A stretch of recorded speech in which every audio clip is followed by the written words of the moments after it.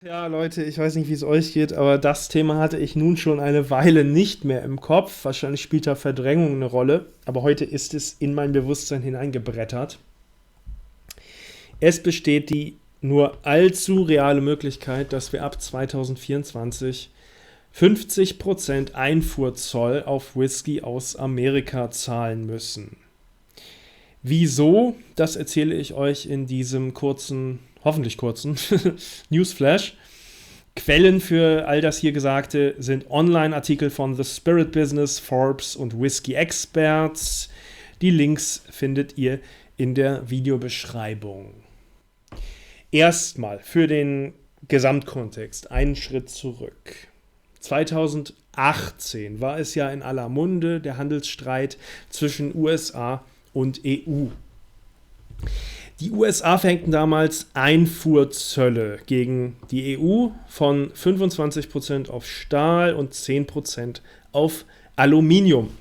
Die EU revanchierte sich prompt mit Einfuhrzöllen auf diverse importierte Waren aus den USA. Unter anderem eben, und nur deshalb interessiert es uns ja auch an dieser Stelle, 25% auf amerikanischen Whisky.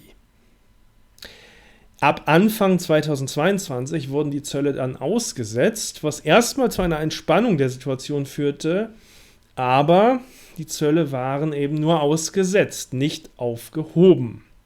Man würde sich also in Zukunft noch darüber einigen müssen. Tja, und diese Zukunft ist jetzt. Am 20. Oktober, also vor wenigen Tagen, war in Washington DC ein Treffen von US- und EU-Vertretern. Jedoch konnte dort keine Verlängerung der Aussetzung, geschweige denn eine endgültige Einigung in dieser Sache erreicht werden. Und wenn sich das nicht sehr bald ändert, werden ab 1. Januar 2024 auf beiden Seiten wieder Zölle eingeführt und diese dann sogar nochmal gesteigert. Sprich, es würden hier für uns Einfuhrzölle von 50% auf importierten US-Whisky fällig werden. Ja, natürlich keine guten Nachrichten für uns Liebhaber des amerikanischen Whiskys hier in Europa, aber natürlich auch für die Produzenten in Amerika keine guten Nachrichten, denn die EU ist der wichtigste ausländische Absatzmarkt für US-Whisky. Damals, 2018, als Folge der eingeführten Zölle, gingen die Whisky-Exporte von Amerika nach Europa um 20% zurück. Und wie gesagt, damals hatten wir 25%ige Zölle, jetzt drohen 50%ige. Aber dann infolge der Aussetzung der Zölle 2022 stiegen diese US-Whisky-Exporte nach Europa wieder auf ein Exportvolumen, das von vor 2018 überstieg. Dieser Aufwärtstrend würde sich natürlich wieder dann ins Gegenteil kehren, wenn das denn so kommt mit den Zöllen. Ich möchte in Folge etwas aus dem erwähnten Forbes-Artikel auf etwas darin näher eingehen. Dort wird gesagt, also dort wird dann auch betont, dass es vor allem für die Craft Distilleries negative Folgen hätte. So wird gesagt, einige Craft Distilleries würden ihre Produkte infolge einer Zollerhebung vermutlich komplett vom europäischen Markt zurückziehen müssen. So sagt zum Beispiel Jeff Quint, Gründer der Cedar Ridge Distillery in Iowa, Zitat: In den letzten Jahren waren unsere Verkäufe in die EU sporadisch. Wir verkaufen, was wir können, investieren dort aber nicht groß. Da die Zölle immer noch über uns hängen, gibt es einfach zu viel Risiko und Unsicherheit. Zitat Ende.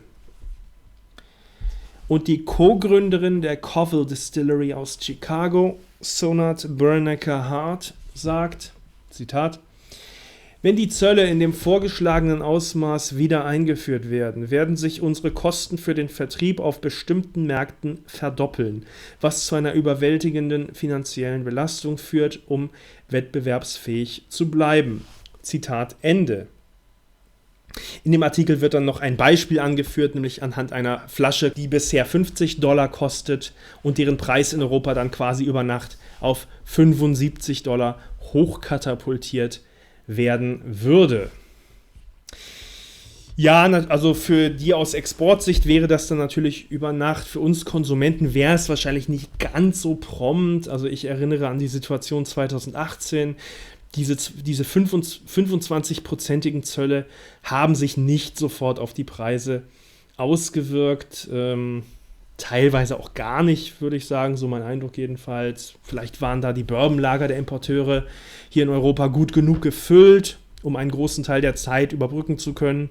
Vielleicht haben aber auch Importeure und/oder Händler teils einfach geringere Gewinnmargen in Kauf genommen, um das etwas abzufedern. Das weiß ich nicht. Aber, na klar, also wenn solche Zölle lange genug existieren, gerade in einer Höhe von 50%, kommt es natürlich unweigerlich zu einer generellen Preissteigerung. Das ist unvermeidlich, natürlich. Und natürlich ist das auch nicht gut für die generelle US-Whisky-Verfügbarkeit und Vielfalt hier bei uns in Europa. Ich zitiere erneut aus erwähntem Forbes-Artikel.